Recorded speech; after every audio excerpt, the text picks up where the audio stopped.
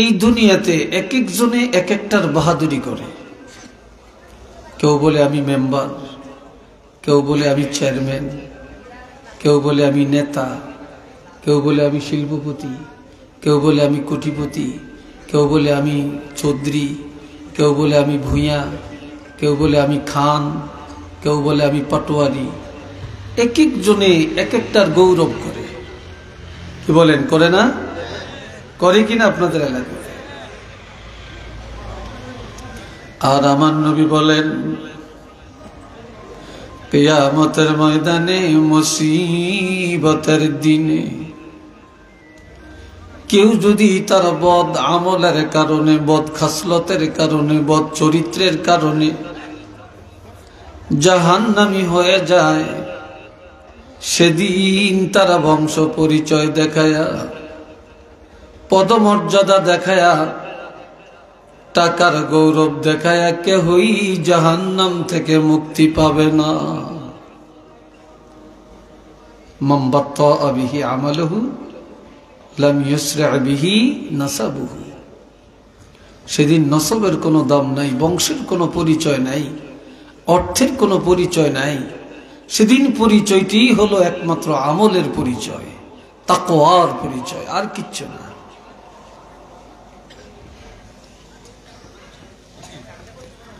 হযরত আল্লাহর হাবিব যখন বললেন, ইয়াউমা ইয়াকুমুর রূহু ওয়াল মালাইকাতু সাফফান লা ইয়াতাকাল্লামুন।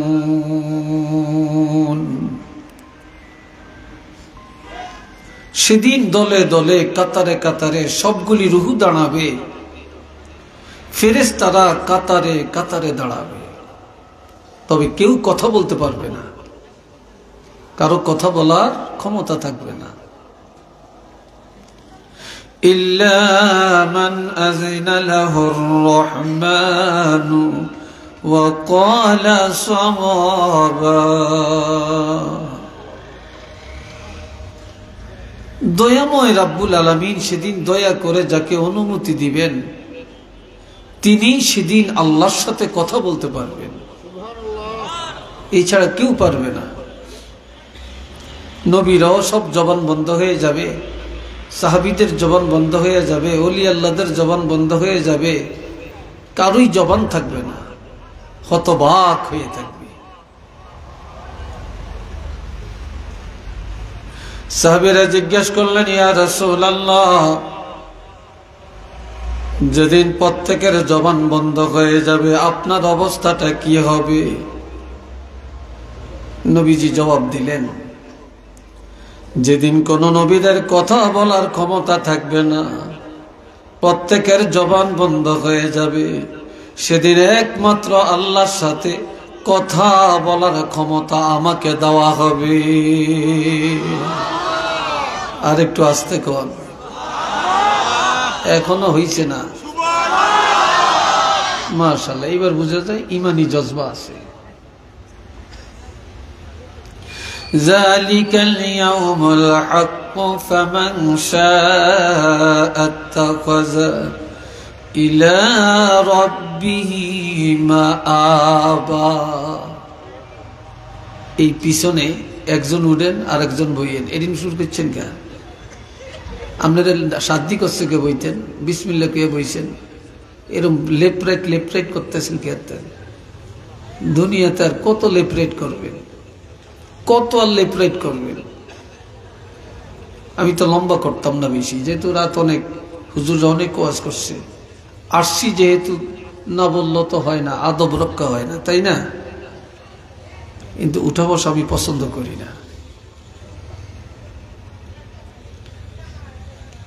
এই দুনিয়াতে প্রত্যেকে একটা ঠিকানা বানায়। এনআইডি কার্ড আছে না আপনাদের? এনআইডি, আবার অনেকের জন্ম নিবন্ধন, নামে একটু ভুল হইলে সংশোধন করে। এটা অনলাইনে এখন পাওয়া যায়, এক জায়গায় টিপ দিছেন, সারা দেশে উঠে গেছে। আবার একটা ঠিকানা বানায়, কোটি কোটি টাকা খরচ করে। আপনার বাড়ি কই? মিরপুর। বাড়ি কই? বাগিচা বাজার। বাড়ি কই অমুক জায়গায়, এটা একটা ঠিকানা নাকি বলেন? আবার রাস্তার পাশে 1% জায়গা 10 লাখ টাকা দিয়েও কিনে, 20 লাখ টাকা দিয়েও কিনে, গ্রামে বাস করতে ভালো লাগে না, রাস্তার পাশে চলে আসে। আবার গ্রাম ভালো লাগে না, সিলেট শহরে বাড়ি করে। সিলেট ভালো লাগে না, ঢাকা রাজধানীতে বাড়ি করে। বাংলাদেশ ভালো লাগে না, লন্ডনে বাড়ি করে, আমেরিকাতে বাড়ি করে। করে কিনা? এটা দুনিয়ার একটা ঠিকানা। আর আমার আল্লাহ বলেন কিয়ামত একেবারে সত্য, সেদিন সব মানুষ দাঁড়াবে, এটা সত্য। হিসাব দেওয়া লাগবে, এটা বাস্তব সত্য। সেদিন প্রত্যেকের জবান বন্ধ হয়ে যাবে, এটাও বাস্তব সত্য। তবে এই দুনিয়ার হায়াতে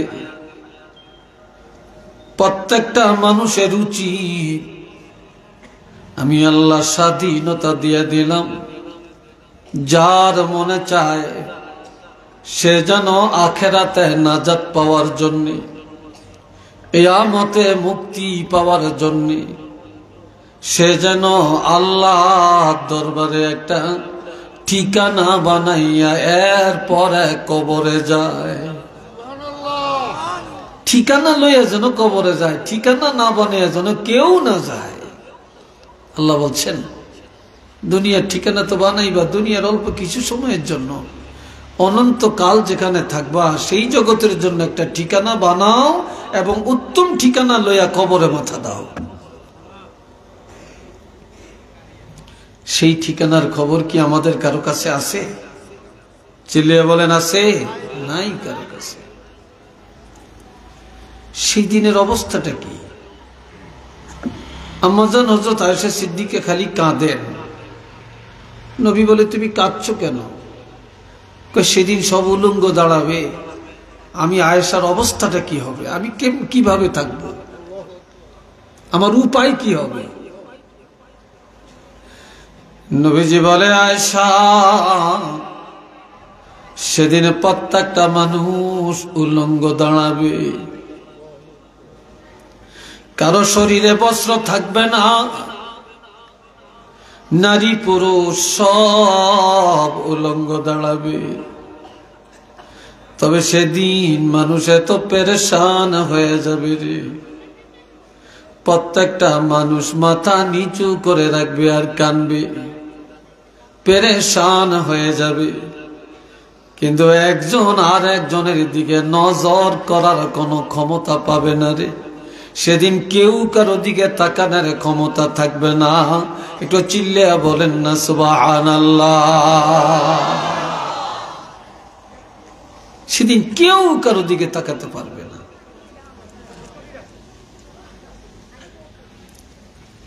দুনিয়াতে সব কাজে আমরা সময় দিতে জানি, সব কাজে সময় দিতে জানি। বাজারে গেলে পারি, রাস্তাঘাটে পারি, শহরে বন্দরে পারি, সালিশ বোর্ডে পারি, মামলা মোকদ্দমায় পারি, বেচা কিনায় পারি, সব কাজে পারি। কিন্তু নামাজে দাঁড়াইলে পাগল, কতক্ষণ শেষ করব। মাহফিলে গেলে বেহুশ, কতক্ষণ শেষ করব, কখন যাব, কখন উঠব। কি কথা ঠিক কিনা? ইবাদতে দাঁড়াইলেই তখন আর আমাদের সময় কুলায় না, তখন আর সময় কুলায় না। এই ভাইরা, নামাজ পড়া ফরজ, রোজা রাখা ফরজ, যাকাত দেওয়া ফরজ, হজ করা ফরজ, মানুষের উপকার করা ফরজ, মা বাপের খেদমত করা ফরজ। এই সাথে আরেকটা ফরজ আমাদের মধ্যে আছে, যেটা সবগুলো ফরজের চাইতে আরো দামি। সব ফরজ কিছু না কিছু আমাদের মধ্যে পাওয়া যায়, কিন্তু যেই ফরজটা একেবারে দরকার এটা আমাদের মধ্যে তালাশ করলে নাই। ওই পর্দাটার, ওই ফরজটার নাম হইল পর্দা। যেরকম কি পর্দা নাই, এখন নাই এখন পর্দা। পর্দা এক জায়গায় আছে, ঘরের জানালায় আছে, ঘরের দরজায় আছে। কি কথা ঠিক কিনা? পর্দা কোন জায়গায় আছে? ঘরের জানালার মধ্যে আছে, আর দরজার মধ্যে পর্দার কাপড় ঝুলে। কিন্তু আসলে এটা হচ্ছে বাহাদুরি, এটা হইল সুটানি। সুটানি এটা ভদ্রতা। হাকিকত পর্দা কিন্তু নাই, যেখানে যাবেন নাই, সব জায়গার থেকে উধাও হয়ে গেছে, উধাও হয়ে গেছে। আর পর্দার ওয়াজ করলে কিছু মানুষ আছে কয় কি, এই হুজুর একটু নবীর কথা কয় না, এই হুজুর একটু কোরআনের কথা কয় না, এই হুজুরি কি এর সুদের ওয়াজ করতে হয়েছে, কিসের ঘুষের ওয়াজ করতে হয়েছে, কিসের পর্দার ওয়াজ করছে, এদিন অনেক চলেনি। কি কথা ঠিক না? এইসব কথা কইয়া পর্দার ওয়াজ কোরআনে নাই, কথা কয় না। ঘুষের ওয়াজ কোরআনে নাই, যখন আসেনি। ঘুষের ওয়াজ করলে অনেক ইমাম সাহেব চাকরি গেছে গিয়া, কথা ঠিক কিনা? সুদের ওয়াজ করছে অনেক ইমামের চাকরি গেছে গিয়া। আবার জুয়ার ওয়াজ করছে, ইমাম সাহেব চাকরি গেছে গিয়া, কেশিয়ারে জুয়া খেলায়। তাই কয় আপনার বেতনটা কে দিবে দেখে সারিয়াম, আপনি জুয়ার ওয়াজ নিয়ে করতে নাইছেন। কি কথা ঠিক কিনা? বিপদ। এ ভাইরা রে আমার, কলিজার টুকরা যুবকেরা খেয়াল করে শুনবা, আমার আল্লাহ পাক বলেন, ইয়া আইয়ুহাল্লাযীনা আমানু লা তাদখুলু বুয়ুতান গায়রা বুয়ুতিকুম হাত্তা তাস্তানিসু ওয়া তুসাল্লিমু আলা আহলিহা যালিকুম খায়রুল লাকুম লাআল্লাকুম তাযাক্কারুন।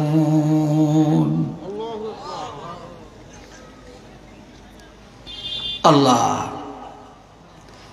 তবে ধৈর্য লাগবে। আমার কথা শুনতে হলে ধৈর্য লাগবে, ছটপট করা যাইত না। কথা বুঝছেন তো? কত মুরব্বীরা, কত সুদী জন বসে আছেন। আল্লাহ কবুল করুক, কোন আমিন। আরেকবার, আরেকবার আপনারা আমিন বললে সাথে সাথে আল্লাহ কি করেন? কবুল করেন। কোন দোয়াগিরের দোয়া কবুল হয় না যতক্ষণ আমিন বলা না হয়। আর আপনারা যখন আমিন বলেন, এই সাথে আমাদের সাথে যে দুইজন ফেরেশতা আছে, ওনারাও কি বলতেছেন? আমিন। আমার আল্লাহ পাক বলেন, ও ঈমানদারেরা, তোমরা ঘরে প্রবেশ করিও না, ঘরে প্রবেশ করিও না, তবে অন্যের ঘরে। কার ঘরে? অন্যের ঘরে বা অন্য ঘরে। তবে প্রবেশ করা আমি আল্লাহ একেবারে নিষেধ করি না। তোমরা ঘরে যাইতে পারবা হাত্তা তাস্তানিসু ওয়া তুসাল্লিমু আলা আহলিহা, অনুমতি সাপেক্ষে অথবা সালামের বিনিময়ে। কারো বাড়িতে, কারো ঘরে যদি যেতে হয়, প্রথমে ঘরের কাছে যেয়ে বলবে আসসালামু আলাইকুম। যদি উত্তর পাওয়া যায় তাহলে অনুমতি চাবেন, আদখুলু, আমি আসতে পারি কিনা। যদি অনুমতি দেন তখন আবার ঘরে প্রবেশ করার সময় সালাম দিয়া ঢুকবেন। যদি প্রথমবারে উত্তর পাওয়া না যায়, দ্বিতীয়বারে উত্তর পাওয়া না গেলে তৃতীয়বার সালাম দিবেন। তৃতীয়বারে যদি উত্তর পাওয়া যায়, এবার অনুমতি চাবেন। যদি অনুমতি দেয়, এবার যদি আপনি ওই ঘরে যান, তাহলে এটাতে শরীয়তে কোনো বাধা নাই। এইভাবে যাওয়ার মধ্যে আমার আল্লাহ জায়েজ করে দিয়েছেন। তবে এই অনুমতির প্রয়োজন কেন?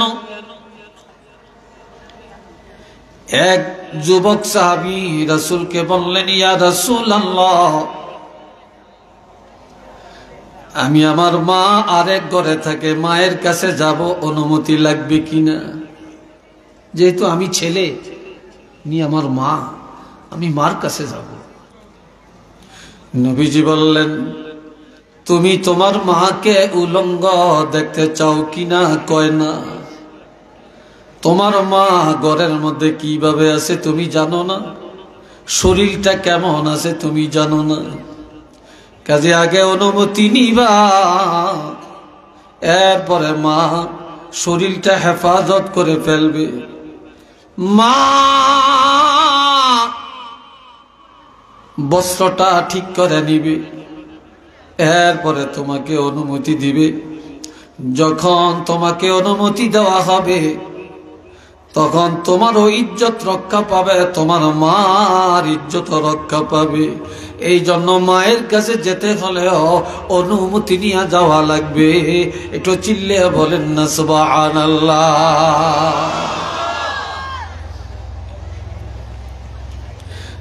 মেয়েরা বাবার কাছে যাবে, অনুমতি নিয়ে যাওয়া লাগবে। ভাই থাকে এক রুমে, বোন থাকে আর এক রুমে। বোন কিভাবে আছে ভাই জানে না, বোনের কাছে যেতে হলে অনুমতি নিয়ে যাওয়া লাগবে। আবার বোনে ভাইয়ের রুমে যাবে, ভাই কিভাবে আছে বোন জানে না, ভাইয়ের থেকে অনুমতি নিয়ে যাওয়া লাগবে। আবার আপনি গভীর রাত বাড়িতে আসছেন, সিলেট থেকে আসছেন, জগন্নাথপুর থেকে আসছেন, রশিদপুর থেকে আসছেন, বিশ্বনাথ থেকে আসছেন। রাত 12টা বাজে আপনার বিবি ঘুমায়, আপনি হুট করে ঘরে ঢুকে যদি আপনি রুমে যান, আপনার বিবি ডাকাত মনে করতে পারে, সন্ত্রাস মনে করতে পারে, লুচ্চা মনে করতে পারে। এই জন্য ভয় পেতে পারে। আপনি বাড়ি আসছেন, আপনার স্বামী, এই সংকেত আপনার বিবিকেও দেওয়া লাগবে। কথা বুঝাচ্ছি কিনা? আপনার বিবিকেও এই সংকেতটা দেওয়া লাগবে। অথবা আপনার বিবির বস্ত্রটা কেমন আপনি জানেন না, হুট করে ঘরে ঢুকলে বিবির দিকে তাকালে ঘৃণা জমতে পারে। এই জন্য যদি আগে সংকেত দেন আমি ঘরে আসতেছি, তখন আপনার বিবি জাকজমকের সৌন্দর্যের পোশাকটা গায়ে দিতে পারবে, চুলগুলি সুন্দর করে রাখতে পারবে, চেহারাটা সুন্দর করে গুছিয়ে গাছিয়া রাখবে। তখন স্বামীর সামনে দাঁড়ালে তখন স্বামীর মনটা খুশি হয়ে যাবে। স্বামী যখন নজর দিলে খুশি হয়ে যায়, তখন আমার আল্লাহ খুশি হইয়া ওই স্বামী স্ত্রীর সগীরা গুনাহ মাফ করে দিবে।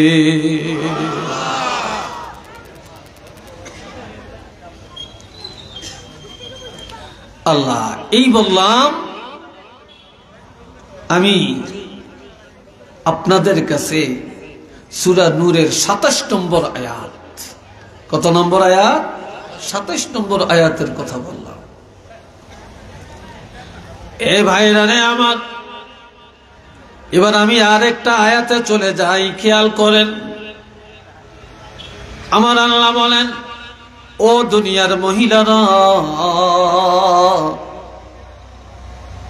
ওয়াকারনা ফি বুয়ুতিকুন্না, তোমরা মহিলারা ঘরে থাকো, তোমরা মহিলারা আড়ালে থাকো, পর্দার ভিতরে থাকো। ওয়ালা তাবাররাজনা, তোমরা ঘরের বাহিরে যাও না, হাটে বাজারে যাও না, শহরে বন্দরে যাও না। তবে আমি আল্লাহ ঘরের বাহিরে যাওয়া একেবারে নিষেধ করি না, যাইতে পারবা কিভাবে? তবে তাবাররুজাল জাহিলিয়াতিল উলা, জাহিলি যুগের মেয়েদের মতো যাইও না, তোমার চেহারা দেখায়া যাইও না, সৌন্দর্যের পোশাক পুরুষের দেখায়া যাইও না, চুলগুলি খোলা রাখিয়া যাইও না, চেহারা খোলা রাখিয়া যাইও না। তোমার অঙ্গ প্রত্যঙ্গ মানুষে দেখবে। এইভাবে ঘরের বাহিরে যাইও না। ঘরে থাকলে যেমন কেউ চিনে না, জানে না, বুঝে না, এমন ভাবে যদি ঘরের বাহিরে যেতে পারো, এই যাওয়ার মধ্যে আমি আল্লাহ বাধা দেই না। তবে আমার রাসূল বলেছেন, 3 অবস্থায়। কয় অবস্থা? আরো আস্তে কর, আরো আস্তে কর। আমার কথা দুর্বলতা দিকে আপনারা দুর্বল সাইজের লাগে। জোরে বলেন, কয় অবস্থা? মাশাআল্লাহ। এই হল আইনগুলো আড়ি কি লেগে, এগুলো বইয়ে কিন্তু আর আড়ি কিন্তু এগুলো যাইতে চায় চায়। সিন্নির ফুলটা কুদ্দুল হইছে, সিন্নির ফুলটা মাদ্রাসাতে আইসিনি, দেখতে যায় দেখতে যায়। বাঙালি আছে, খানা যেখানে বাঙালি সেখানে। খানা আছে জিন্দাবাদ, খানা নাই মুর্দাবাদ। আমার 3 অবস্থায় আমাদের মা বোনেরা ঘরের বাহিরে যেতে পারবে। অন্তরে রেকর্ড করে রাখেন, এটা কোরআনের তাফসীর। 1 নম্বরে, মহিলারা কোরআন হাদিসের এলেম শিখার জন্য পর্দার সাথে ঘরের বাহিরে যেতে পারবে। 2 নম্বরে, চিকিৎসার জন্য, স্বাস্থ্য সুরক্ষার জন্য ডাক্তার দেখাবে, চিকিৎসা নিবে, পর্দার সাথে ঘরের বাহিরে যেতে পারবে।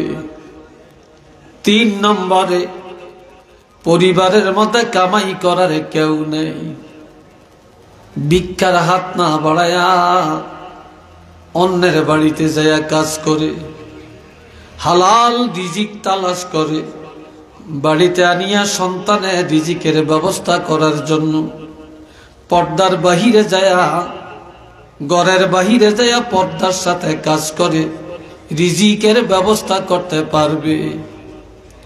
এই ছাড়া স্বামীর বাড়ি থেকে বাবার বাড়িতে যাবে, বাপের বাড়ি থেকে স্বামীর বাড়িতে যাবে, জি জামাইয়ের বাড়িতে যাবে, অথবা ভাইয়ের বাড়িতে যাবে।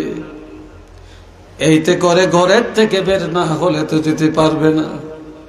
এই অবস্থায় ঘরের বাহিরে যেতে পারবে, তবে উড়া থুড়া পাবে না, জাহিলি যুগের মেয়েদের মতো না, সৌন্দর্য দেখায় না, চুল উড়ায় না, চেহারা দেখায় না, হাত পা নাড়ায় না, শয়তানের মতো না, মুসলমানি রূপ রং নিয়ে যাওয়ার মধ্যে আমি আল্লাহ কোনো বাধা দেই না। আওয়াজ দিয়া বলেন না সুবহানাল্লাহ।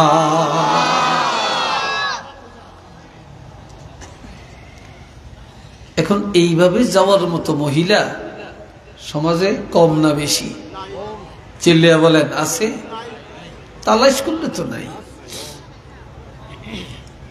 আবার কিছু আছে, নাই যে তা না, দাম নাই, এদের দাম নাই।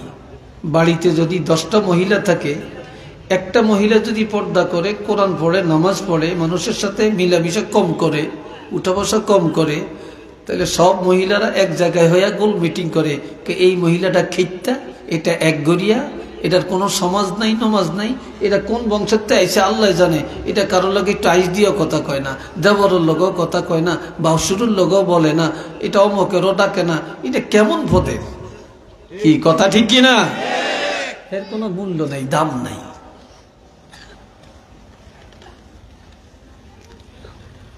আবার যেটা নাকি একটু নাডামি করতে পারে, বাটপারি করতে পারে মহিলা, এটা সবাই ডরায়। মেজানি খাওয়ার মধ্যে বেকের আগে দাওয়াত দেয়, বিয়ের মধ্যে সবাই আগে দাওয়াত দেয়, গায়ে হলুদের অনুষ্ঠানে সবাই আগে দাওয়াত পায়, তখন সে হাতে তালি দিয়ে আর কয়, দেখ তোরা না চাই খারাপ, আমার বেকের আগে দাওয়াত দিছে, বিয়ের দাওয়াত দিছে, মেজানির দাওয়াত দিছে, সব দাওয়াত আমার আগে দেয়, তো করে জিগাইনি।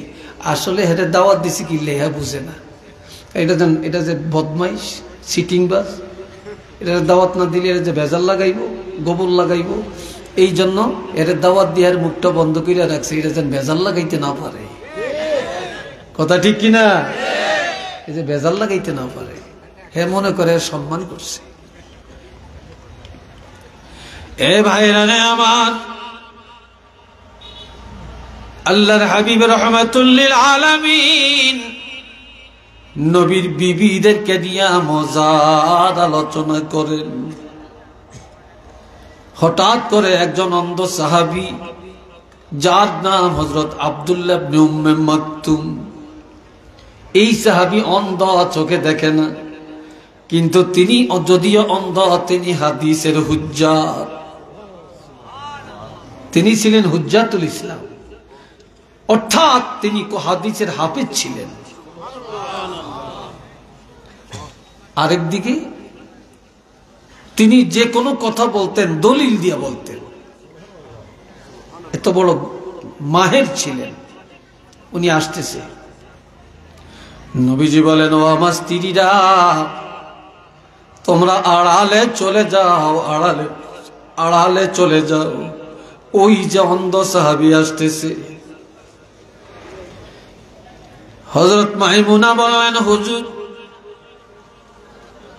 উম্মাহাতুল মুমিনিন যায়নাব রাদিয়াল্লাহু বললেন, ইয়া রাসূলুল্লাহ, এত অন্ধ, চোখে দেখে না, আমরা আড়ালে যাব কেন? নবীজি বললেন, সাহাবীর চক্ষু নাই, নজর করলে কাউকে দেখে না, কিন্তু তোমাদের চোখ দুইটা ভালো, তোমরা তো নজর করলে তারে দেখো, কাজে তোমাদের চোখ দিয়ে যেহেতু দেখা যায়, এই জন্য তোমরা নজর করা যাবে না, তোমরা আড়ালে চলে যাও, তোমাদের নজরটা যেন তার দিকে না যায়। আর আমগো দেশে বিয়া হইলে একটা গেট দেয়, গেট। আপনাদের দেশে গেট দেয়নি? গেট, গেট, হ্যাঁ, রাস্তার মাথায় গেট লাগায়, আর ওই গেটের মধ্যে বুড়ি দিন থেকে সব ঘরের ভিতরে, আর তাজা তাজা তরুণ একেবারে তাগড়া তাগড়া মেয়ে, গুণ ইন্টারে পড়ে, ডিগ্রিতে পড়ে, অনার্সে পড়ে, এখনো বিয়া হয় না, আর যদি কারো বিয়া হয়েছে একেবারে খুব দেখতে শুনতে নাদুস নুদুস, এমন বউগুণ সুন্দর সুন্দর শাড়ি, সুন্দর সুন্দর কামিজ লাগাইয়া গেটের সামনে দাঁড়াইয়া মেহমানে রিসিভ করে, আর ফুল দেয়, ফুল দেয়, আবার মোবাইলেরটা দিয়ে এরকম করে। কিরে ভাই, কথা ঠিক কিনা? আসেনি এদিন আমাদের? হ্যাঁ আছে। আবার বাপে কয়, আমার মাইয়াটা, এটা আমার মাইয়া, দোয়া করিয়েন, এটা আমার মাইয়া, দোয়া করিয়েন, ওটা আমার ছোট ভাইয়ের ওয়াইফ। কি কথা ঠিক কিনা? তারপর ওটা আমার নাতিন। কেমন ফিটার দরকার তখন জানেন? ব্যাককল কথা। আমার কথা হয়তো একটু রাগটা হইবেন, হইলে হইবেন, আপনারা আমারে আরেকবার দাওয়াত দিবেন, এই নিয়তে এখানে আসি না, দিলি দিবেন, না দিলে নেই, কিসমতে থাকলে আছে, না থাকলে নেই। কোরআন হাদিসের কোনো হক কথা, উচিত কথা গোপন করার কোনো সুযোগ, যারা বলেন আছে? কিসের দরবেশগিরি, কিসের হজ, কিসের নামাজ, যদি আপনার ঘরের মধ্যে মেয়ে লোকই ঠিক না থাকে, ছেলে মেয়েই ঠিক না থাকে, এই ইবাদত কোথায় যাবে বলেন?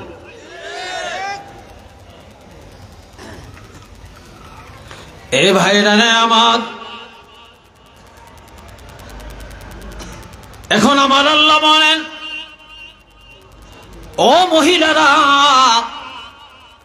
তোমরা ঘরে থাকিয়া কি দায়িত্ব পালন করবা? আমি আল্লাহ দায়িত্ব দিয়া দিলাম, কাজ দিয়া দিলাম।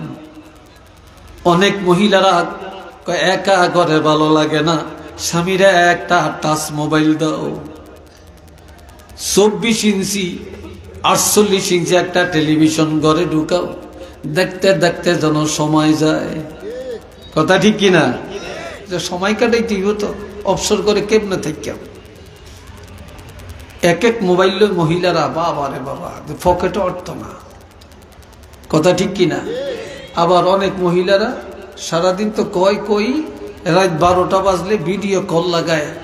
মাশাআল্লাহ, এখন সংসদ বসে, স্বামী রয়েছে লন্ডন, বেগম রয়েছে বাংলাদেশে, স্বামী রয়েছে সৌদি আরব, বেগম বাংলাদেশে। রাত 12টার পরে সংসদে বসে, সংসদে আলাপ করে, আপনার বাপ এরম করছে আমার লগে, আপনার মা এরম কইছে, আপনার ছোট ভাইটা ভালো না, আপনার বোনটা বেড়াইতে হয়েছে, একদিন বেড়াইছে, 2 দিন বেড়াইছে, কতদিন এগরে পাক করিয়া খাওয়াইয়াম, তারপরে আমি ভাবতাম না আমি কি বান্দিনি কোনো, আমি কি চাকরানিনি কোনো, এগরে পাক করিয়া খাওয়াইয়াম। এরম করিয়া এই স্বামীরে এ কথা কুকথা কানের মধ্যে লাগাইয়া দিয়া স্বামীর মনটা সংসারে উঠিয়ে দেয়। কি কথা ঠিক কিনা? টাকা দিত, এই টাকা দেওয়া বন্ধ, টাকা দিত, টাকা দেওয়া বন্ধ। বাইরে গেছে লন্ডন নিব, কত গুল্লি মা তোরে নি লন্ডন নিয়াম, তুই আর বেগমার লোক বেয়াদবি করছ, তুই মিল করিয়া চলতে পারস না। হায় হায়। আবার বিদেশ থেকে বাড়িতে আসে, শ্বশুর বাড়ির খবর দেয়, এয়ারপোর্টে গাড়ি লিয়ে যে শালারে কয়, সমন্দিরে কয় গাড়ি লিয়ে যান, আপনা মারপেটের ভাই, ভাইয়েরে কয় না, শালিরে কয় তুই লগে যাইস, কিন্তু মারপেটের হুইনেরে কয় না, মারপেটের ভাইয়েরে কয় না। বিদেশ থেকে আসে, শালারে মোবাইল দেয়, জামার কাপড় দেয়, মুট করিয়া টাকা দেয়, কি খুশি। আপনা মারপেটের ভাই, মারপেটের বোন সাইরা নাও হাতে দিয়ে উঠে না। কি কথা ঠিক কিনা বলেন?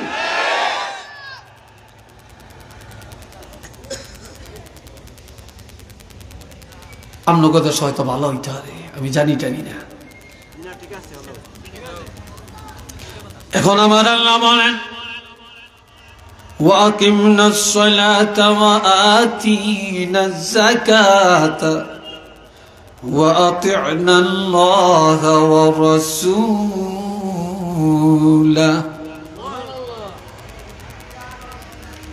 তোমরা ঘরে থাকিয়া নামাজ কায়েম করো, তোমরা মহিলারা বেশি বেশি নামাজ পড়ো। ওয়া আতিনাজ যাকাতা, তুমি যদি যাকাতের উপযুক্ত হয়ে থাকো যাকাত দাও।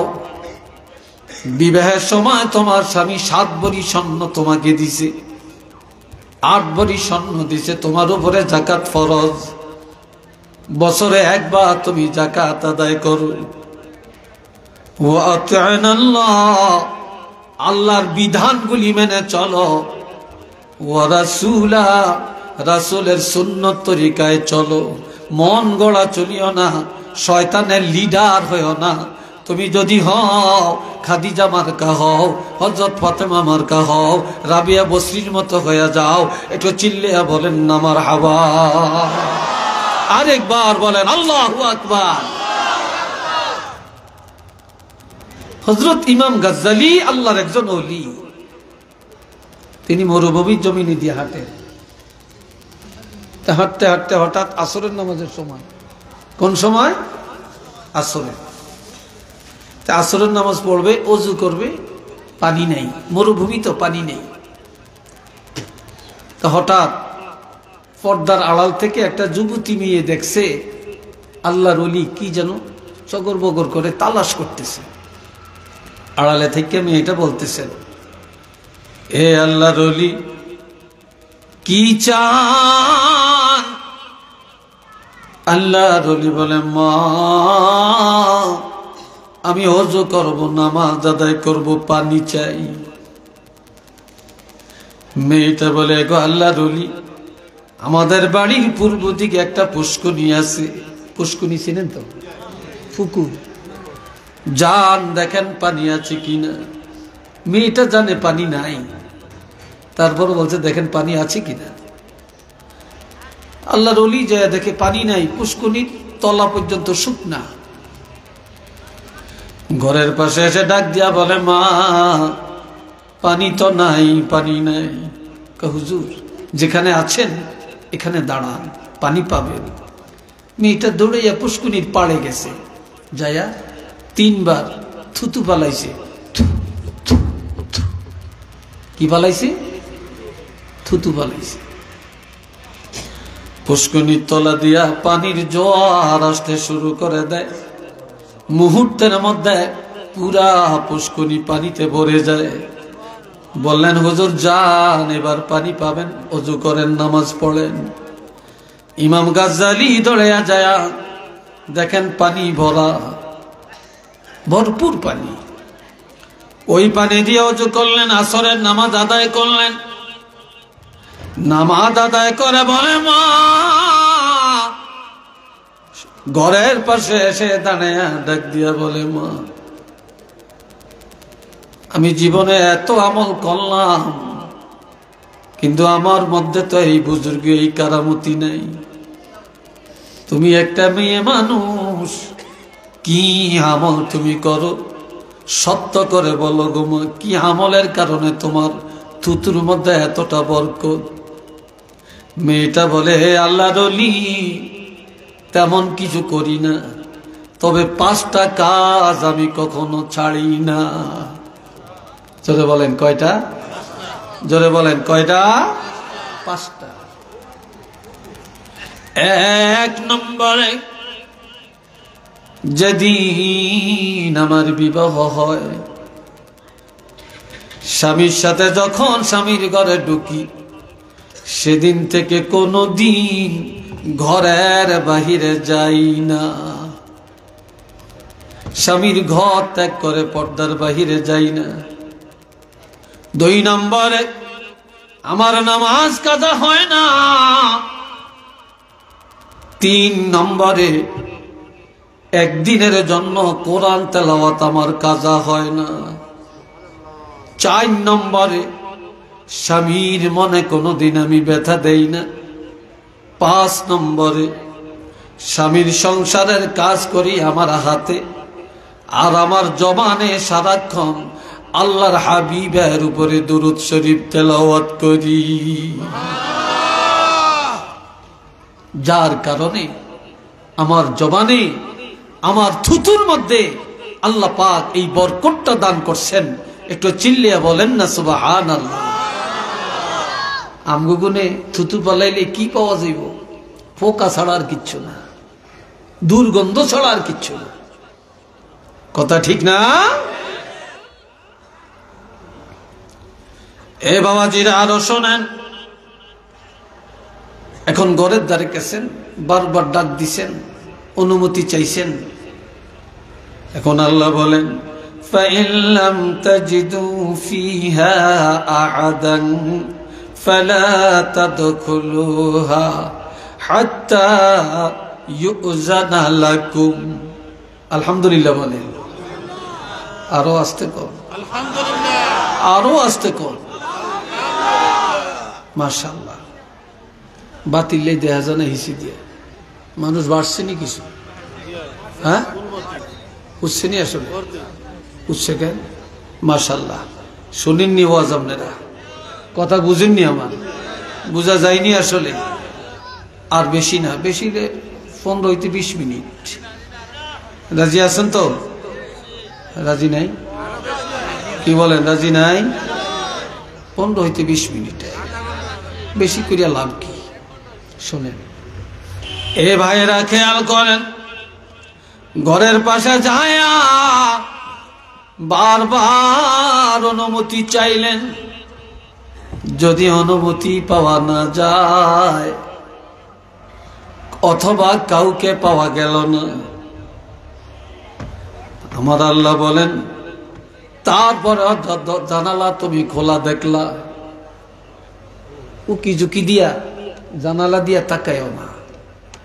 ঘরের দরজা খোলা পাই না, ওই দরজা দিয়া ঘরের দিকে তাকায়ও না। ঘরে ঢুকার চেষ্টা করিও না, ওই পর্যন্ত তুমি ঘরের বাহিরে দাঁড়িয়ে থাকবে।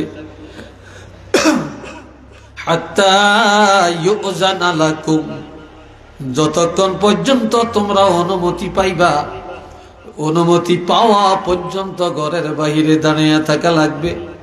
অনুমতি পাওয়ার আগে কোনো অবস্থায় তোমরা ঘরে ঢুকার চেষ্টা করবা না, জানালা দিয়েও তাকাবে না, দরজা খোলা দেখলে ঘরের দিকে তাকাবে না। যদি অনুমতি চাইতে হয় আরেক দিকে তাকায় অনুমতি চাইবা। একটু কন্যা সুবহানাল্লাহ। ঘরের দিকে তাকায় না, আরেক দিকে তাকায় অনুমতি চাইবা। এরপরে যখন বলা হবে ঘরের ভিতরে, বুঝলা মানুষ আছে কিন্তু অনুমতি নাই ঘরে ঢুকার, কি বলছে? فَإِن قِيلَ لَكُمْ ارْجِعُوا, এ তুমি কে অনুমতি চাও? অনুমতি দিতে পারতাম না, চলে যাও। আমার ঘরে ঢুকতে পারবা না। এলা সে পুরুষ হোক আর মহিলা হোক, যেই নিষেধ করলো যে আমার ঘরে ঢুকতে পারবা না, ঘরে ঢুকার অনুমতি নাই। এখন আপনি কবেন, কত বড় আলিশান, কত বড় লোক, কত সুটানি মারে, কত বড় লোক দেখছি, হেতের বাড়িটাইছি, হেতে একটু অনুমতি দিল না, সাইরানার দাম দিল না, আমরা কি মানুষ নানি? এরকম করিয়া সমালোচনা করে আর বেটার ইজ্জত নষ্ট করে। কি কথা ঠিক কিনা? ইজ্জত নষ্ট করে। আর আমার আল্লাহ বলেন, যখন বলবে চলে যাও, চলে যাও, অনুমতি দেওয়া যাবে না। ফারজিউ, এক মুহূর্ত দেরি করা যাবে না, সাথে সাথে সেখান থেকে চলে আসবে। সেখান থেকে যদি চলে আসো, হুয়া আজকা লাকুম, যখন চলে আসবা, এই চলে আসার মধ্যে তোমাদের জন্য পবিত্রতা আছে। এই ঘরে যারা, তাদের জন্য পবিত্রতা, তোমাদের জন্য পবিত্রতা। যদি তোমরা এটা বুঝতে পারো, উপলব্ধি করতে পারো, তো এর চাইতে বড় পবিত্রতা নাই। একটু চিল্লে বলেন না সুবহানাল্লাহ। আর একটু জোরে কোন। এই ভাইরা রে, এরপরে আমার আল্লাহ বলেন, লাইসা আলাইকুম জুনাহুন আন তাদখুলু বুয়ুতান গায়রা মাসকুনাতিন ফিহা মাতাউল লাকুম ওয়াল্লাহু ইয়ালামু মা তুবদুনা ওয়া মা তাকতুমুন। চিল্লিয়া বলেন আলহামদুলিল্লাহ। কথা চলবনি? আসলে চলবনি না? কোনো কষ্ট পাইতেছেন আপনারা? বিরক্ত লাগতেছে আপনাদের? আমি বানিয়ে সরে কোনো কথা বলি না, আল্লাহর কোরআনের কথা। এখন এই বাহিরে কথা হয় কেন? এরা কারা এই কথা যে বলতেছে? একটু দরুদ শরীফ সবাই বলেন, আল্লাহুম্মা সাল্লি আলা সাইয়্যিদিনা মাওলানা মুহাম্মদ ওয়া আলা আলি সাইয়্যিদিনা মাওলানা। জোরে জোরে আল্লাহুম্মা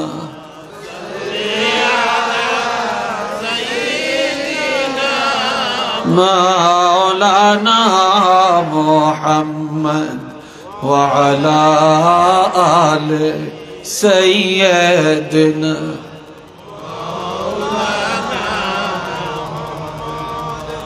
আমার আল্লাহ পাক বলেন, ওই ঘরের মধ্যে প্রবেশ করতে তোমাদের কোনো অপরাধ নাই, যেই ঘরে কেউ বসবাস করে না, যেই ঘরে তোমাদের সম্পদ, এমন ঘরে যাইতে অনুমতি লাগবে না। যেমন আপনার ঘরে 8টা রুম, 3টা রুমের মধ্যে আপনারা থাকেন, আর আরো 5টা রুম, ওই রুমের মধ্যে আলমারি আছে, খাট আছে, সোফা আছে, অথবা মূল্যবান সম্পদ আছে, কিন্তু এটা চাবি আপনার কাছে। ওই রুমের মধ্যে যদি যান, অনুমতি লাগবে না। অথবা আপনার গরু ঘর, গরুগুলি আপনার, সেখানে যাবেন, অনুমতি লাগবে না। অথবা পাকঘর, পাকঘর আপনার, সেখানে যাবেন, অনুমতি লাগবে না। হ্যাঁ, যদি পাকঘরে যদি অন্য কোনো মহিলা থাকে, তাহলে আপনি পুরুষ, সেখানে যাইতে অনুমতি লাগবে। অথবা আপনি মহিলা, ওই ঘরে যাইতে অনুমতি লাগবে। কোন যুবক, সেখানে যাইতে অনুমতি লাগবে। অথবা আপনার দোকান, এই দোকানে আপনি যাবেন, অনুমতি লাগবে না, অনুমতি লাগবে না। অথবা আপনি স্কুলে পড়েন, কলেজে পড়েন, সেখানে আপনার যাবেন, অফিস যেখানে, সেখানে যাইতে অনুমতি লাগবে। যেটা অফিস না, খুলে দিছে দপ্তরি, অনুমতি লাগবে না। এই খুলে দেওয়াটাই অনুমতি। অথবা বেল বাড়ি দিছে, ঠনঠনি দিছে, এটা অনুমতি। মসজিদের মধ্যে নামাজ পড়তে গেলেন, মুয়াজ্জিন মসজিদ খুলে দিছে, অনুমতি লাগবে না, আজান দিছে, এটা অনুমতি। জামাত হয়ে গেল, মসজিদের ভিতরের অংশ মেরে দিল, বারিন্দা